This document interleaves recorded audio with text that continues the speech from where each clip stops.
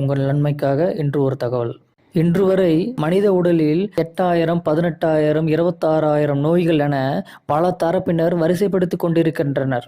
அக்காலத்தில் நோய்கள் குறைவு. டெக்னாலஜி வளர்ந்த பின்பும் நோய்கள் வளர்ந்து கொண்டே இருக்கின்றன. இதற்கு காரணம் என்ன? மக்களின் அறியாமை. உங்களை ஏமாற்றிக் கொண்டிருக்கிறார்கள் அனைவரும். Father of bacteriology Louis Pasteur மக்களிடம் மண்டியிட்டு மன்னிப்பு கேட்டு சென்றார்.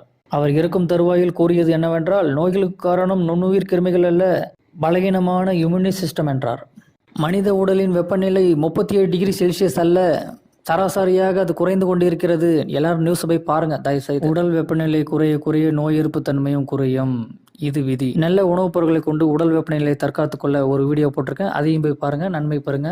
இந்த வீடியோவை அலட்சியப்படுத்த வேண்டாம். இன்னும் ஒரு சில வருடங்களில் 1 லட்சம் 2 லட்சம் என நோய்களின் எண்ணிக்கையை அதிகரித்து கொண்டே இருப்பார்கள். அதையும் நீங்கள் நம்பிக்கொண்டே இருப்பீர்கள். உங்கள் நலனுக்காக இதை எடுத்துரைப்பது பக்கத்து கலெக்சி.